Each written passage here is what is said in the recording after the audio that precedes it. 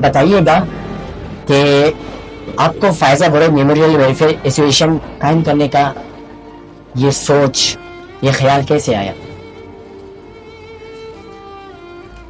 1986 میں میرے والد صاحب کینسر کے پیشنٹ تھے جی، تو میں اپنے والد صاحب کی خدمت کرتا تھا، اور اس کی پہلا جو آپریشن ہے وہ میں نے ضیاء الدین میں کروایا تھا. اچھا. اس کے بعد دوسرا لیاری جنرل ہاسپٹل میں، تیسرا آپریشن میں نے JPMC میں کروایا تھا.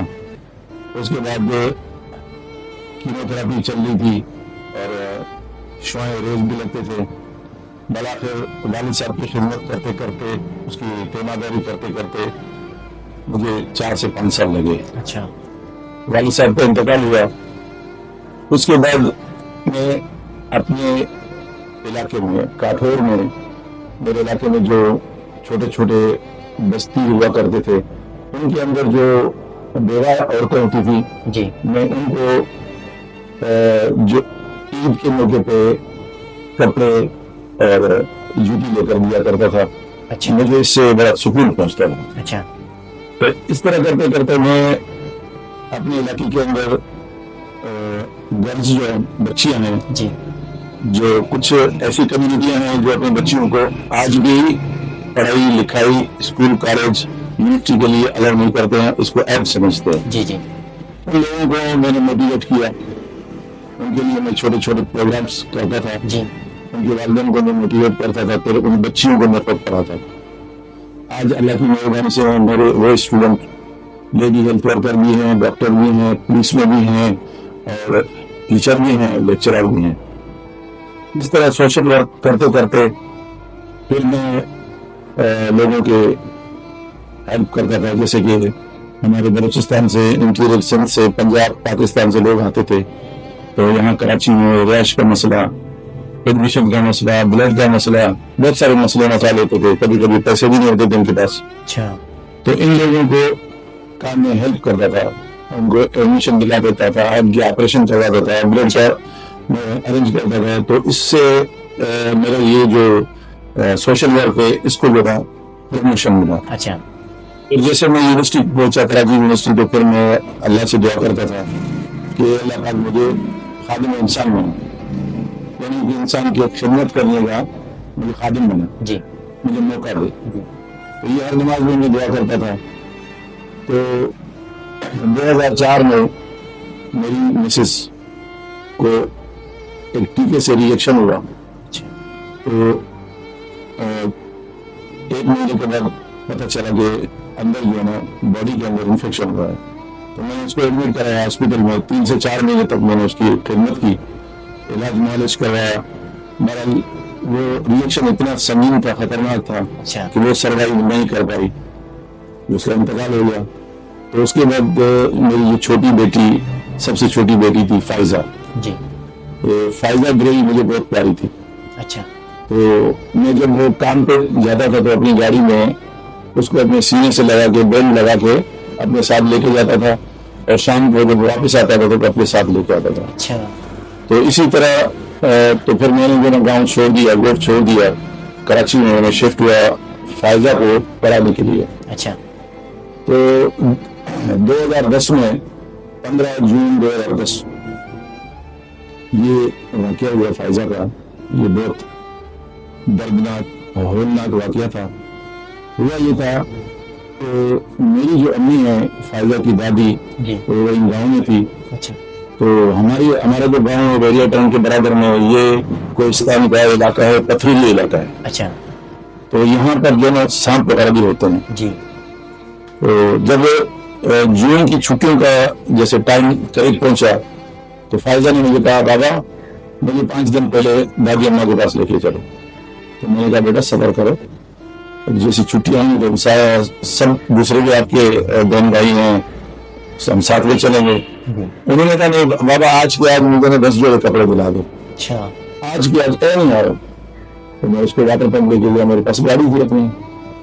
تو میں نے وہاں ایک ریکویسٹ کیا فائزہ سے، میں نے کہا بیٹا اگر میں آپ کو 5 جوڑے لے کے دے دوں، 5 جوڑے ابھی میرے پاس پیسے نہیں ہیں، جی، 10 جوڑے کے بہت زیادہ پیسے ہوتے ہیں. تو انہوں نے کہا بابا میں کمپرومائز کروں گی آپ کے ساتھ، لیکن میرا ایک شرط ہے. اچھا. میں نے کہا بیٹا کیا چل رہا ہے؟ کہ جناب آج کے آج مجھے سلائی کروا کے دو گے اچھا اور مجھے آج کے آج میں رات میں دادی اماں کے پاس چھوڑ کے آؤ گے تو پھر میں جو 5 جوڑے کم کروں گا، ادر میں نہیں کروں گا. میں نے کہا ایکسیپٹڈ، ٹھیک ہے. اب بچی ہے، ماں نہیں ہے اس کی، دادی اماں بھی اس کی ماں ہے، ضد کر رہی ہے، دادی اماں جو ہے مس کر رہی ہے، جی اس کا حق بنتا ہے. تو میں نے اس کو 5 جوڑے کپڑے جو نے دلایا اور سلائی بھی کروائی. رات 10 بجے میں امی کے یہاں چھوڑ کے آیا. اچھا اور جب جون کی چھٹیاں ہوئی 1 جون کو ہم چلے گئے تو وہاں 15 جون کو جیسے کہ جون جولائی میں سخت بارشیں ہوتی ہیں، گرمی بھی ہوتی ہے، حبس بھی ہوتا ہے. تو اس گرمی اور حبس میں وہاں لائٹ نہیں تھی، بجلی نہیں تھی، تو جنریٹر چل رہا تھا. اچھا تو گھر کے اندر جو بلب لگا ہوا تھا 200 واٹ کا، جی جی جنریٹر پہ چل رہا تھا. بچی سوئی ہوئی تھی بیڈ پہ. اچھا تو یہ ہمارے پہاڑی علاقوں کے اندر آپ نے بھی سنا ہوگا، جی شاید آپ کے نالج میں ہے یا نہیں ہے، تو میں آپ کو بتاتا چلوں کہ اڑنے والے جو سانپ ہوتے ہیں لال کلر کے ہوتے ہیں، اس کے پر ہوتے ہیں. جی جی جی یہ قدرت اللہ کا، یہ آ کے بلب سے ٹکرایا، بلب سے جیسے ٹکرایا تو اس کے پر گل گئے، نیچے گرا تو فائدہ کے پیڑ پہ گرا. تو اس نے فائدہ کو کاٹا، لیکن بہت تیز تھا.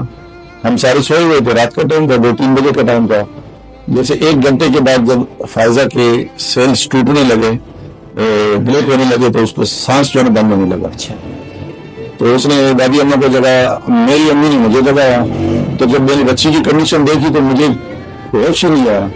تو میں نے فوراً گاڑی اسٹارٹ کی، اس کو گاڑی میں جیسے رکھا میں نکلا. مجھے اپنی امی کا بھی ہوش نہیں ہوا کہ میری امی بھی میرے ساتھ چل رہی ہے. اچھا تو میں جب ہاسپٹل پہنچا تو ہاسپٹل میں اس کو ایڈمٹ کرایا. ایڈمٹ کرانے کے بعد اس کے ٹیسٹ اسٹارٹ ہو گئے. تو سب سے پہلے ڈاکٹر نے کہا کہ بھائی اس کے لیے وائٹ سیل چاہیے، پلازما چاہیے. اچھا اس ٹائم میرے پاس کوئی آدمی تھا نہ کسی سے میں کانٹیکٹ کر سکتا تھا. اچھا میں اسے ریگولر بینک چلا گیا، میں نے فوراً وہاں پیسے پے کیے اور میں لیٹ گیا اور میں اس کے لیے وائٹ سیل میں نے دی اور وہ فوراً جو ہے میں ہاسپٹل پہنچ گیا. اس کی باڈی نے وائٹ سیل جو ہے نا ایکسیپٹ کیا.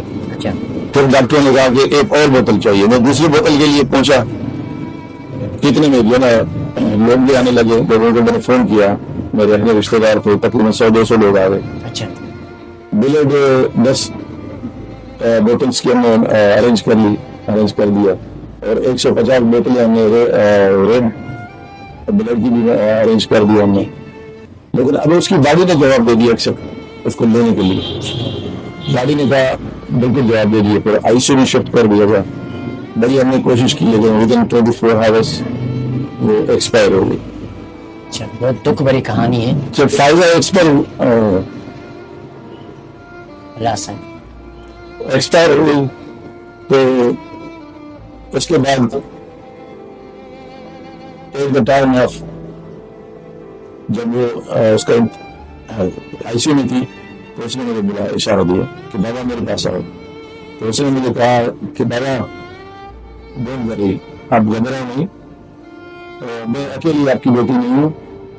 پاکستان کے اندر جتنی بھی بیٹیاں ہیں وہ سب آپ کی بیٹی ہیں.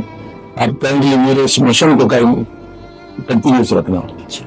میری طرح جس طرح مجھ سے محبت کرتے ہیں آپ، اسی طرح دوسرے بچیاں ان سے محبت کرتے ہوئے ان کو بھی آپ ایجوکیشن دیکھیں جیسے پہلے سے بھی آپ دیتے آ رہے. تو فائدہ جو اس میسج کو میں نے لکھ دیا. اچھا وہ میسج اب سے اب تک آپ اس پہ خدمت خلق کی؟ اس میسج کو میں نے اپنے پاس لکھا. اچھا 7 فروری 2013 کو میں نے فائدہ ڈرول فاؤنڈیشن رجسٹر کیا ڈاکٹر پہ اور 2018 میں نے ایمبولینس سروسز اسٹارٹ کر دیا.